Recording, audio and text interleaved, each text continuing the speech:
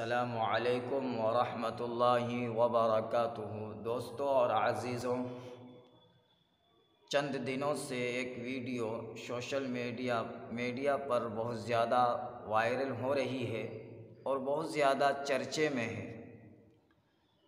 जो एक नौजवान आलिम दीन मौलाना मज़ाहिर साहब की वीडियो है और वो बता रहे हैं कि मैं मज़ाहिर उलूम सहारनपुर से फ़ारिग हुआ हूँ, वहीं का फ़ाज़िल हूँ, जिसके अंदर वो हज़रत मौलाना तारिक जमील साहब के बारे में चंद बातें की है, चंद एतराज़ात किए हैं। दोस्तों और अज़ीज़ों, सबसे पहली बात मैं आपको ये कह दूँ कि मुझे इस बात की ज़रूरत महसूस नहीं हुई कि मैं इस पर कोई बात करूं, कोई तबसरा करूं, लेकिन बहुत सारे दोस्तों ने व्हाट्सएप पर मैसेज किया कि आप भी इस सिलसिले में कुछ बोलें, ज़बान खोलें। तो इतने सारे मैसेज पढ़ने के बाद मैं सोचा कि मैं भी कुछ कह दूं, कुछ बोल दूं, वरना तो मुझे बोलना भी नहीं आता है। दोस्तों और अज़ीज़ों, मैं मानता हूँ कि मौलाना तारिक जमील साहब हमारे सर के ताज हैं, बड़े हैं, बुज़ुर्ग हैं, लेकिन आपको ये भी बात माननी पड़ेगी कि मौलाना मज़ाहिर साहब भी एक आलिम दीन हैं, शरीयत के इल्म इनके पास भी हैं।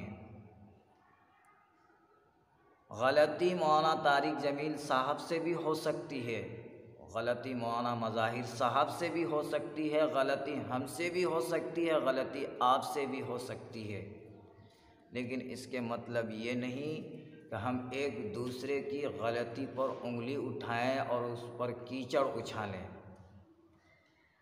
बल्कि शरीयत के दायरे में रहकर, हुदूद में रहकर हम एक दूसरे को समझा सकते हैं। अगर मैं गलती करूं तो आप मुझे शरीयत के हुदूद में रहकर आप मुझे समझा सकते हैं, ना कि मेरी गलती पर आप उंगली उठाएंगे और कीचड़ उछालेंगे।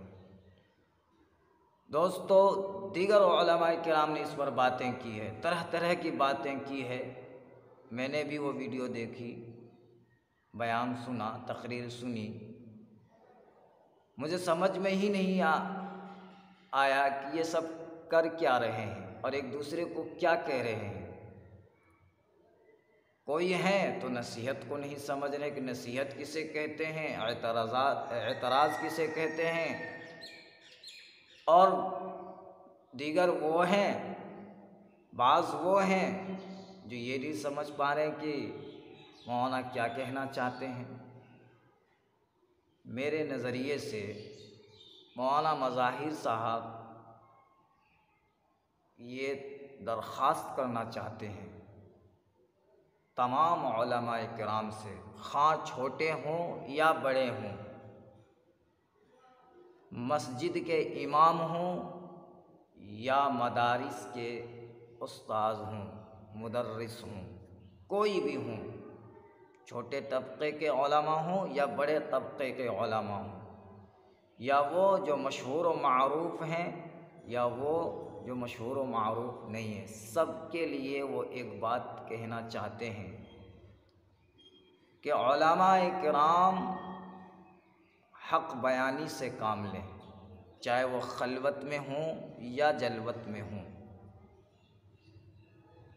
उलमाए किराम हक़ बयानी से काम लें, चाहे वो करबला के मैदान में हों या हरम शरीफ में हों, और उम्मत की इस्लाह ऐसी करें जिस तरह एक माँ बाप, एक अच्छे वालिदैन अपनी औलाद की इस्लाह करते हैं। माँ बाप अपनी औलाद से मोहब्बत भी बहुत ज़्यादा करते हैं, लेकिन कभी कभार अपनी औलाद को डांट डपट भी कर देते हैं। और हम सबको मालूम है कि सख्ती और नरमी ये दोनों लाजिम व मलजूम है। ये दोनों का एक साथ रहना ज़रूरी है। और ये दो चीज़, मोहब्बत और डांट डपट, ये दोनों चीज़ बच्चों को सीधे रखने पर मदद करती है। ये दोनों काम बच्चों को सीधे रास्ते पर रखने में मदद करते हैं अगर इसमें से किसी एक पहलू को अपनाया जाएगा। मिसाल के तौर पर सिर्फ बच्चों से मोहब्बत की जाएगी तो बच्चे बिगड़ जाएंगे, या सिर्फ सख्ती के पहलू को अपनाया जाएगा तो भी बच्चे बिगड़ जाएंगे। जब तक दोनों पहलू को नहीं अपनाइएगा तब तक बच्चे आपके सीधे नहीं रह सकते। अगर आप अपने बच्चों को शरीफ बनाना चाहते हैं तो बच्चे को डांट डपट भी करना होगा और प्यार मोहब्बत भी करनी होगी। इसी तरह तमाम उलमाए किराम को चाहिए, ख़ास तौर पर वो उलमाए किराम जो इंटरनेशनल हैं, जिनकी बात आवाम मानती है, सुनती है, उनको चाहिए कि उम्मत के सामने अखलाक़ी और नरमी पहलू को भी रखें और सख्ती के भी पहलू रखें। अगर सिर्फ उम्मत के सामने अखलाक़ी और नरमी के पहलू रखेंगे तो ये उम्मत राह रास्त से भटक जाएगी, गुमराह हो जाएगी। या सिर्फ आप सख्ती के पहलू रखेंगे फिर भी ये उम्मत राह रास्त से भटक जाएगी, जन्नत से दूर हो जाएगी। अगर आप चाहते हैं कि ये उम्मत सीधी रास्ते पर कायम रहे, ये उम्मत जन्नत में जाने वाली बन जाए, तो आपको नरमी के भी पहलू को अपनाना होगा और सख्ती के भी पहलू को अपनाना होगा। ये दोनों लाजिम व मलजूम है। लिहाजा उम्मत के सामने सख्ती के भी पहलू को पेश कीजिए और नरमी के भी पहलू को पेश कीजिए। बस यही मेरी आपसे दरख्वास्त है। और एक दूसरे के वीडियो पर कीचड़ उछालना बंद कर दीजिए, उंगली उठाना बंद कर दीजिए। जबकि मौलाना मज़ाहिर साहब मान गए, वो मान रहे हैं कि मैंने गलती की कि मैंने मौलाना तारिक जमील साहब का नाम ले लिया। नहीं लेना चाहिए। मैं भी मानता हूँ कि मौलाना मज़ाहिर साहब का ये अंदाज़ गलत है, ये ठीक अंदाज़ नहीं है। उनको बड़े उलमा से बात करनी चाहिए थी, अपने असातिज़ा से मुलाकात करनी चाहिए थी, उनसे मशवरा करना चाहिए था, लेकिन हज़रत ने नहीं किया।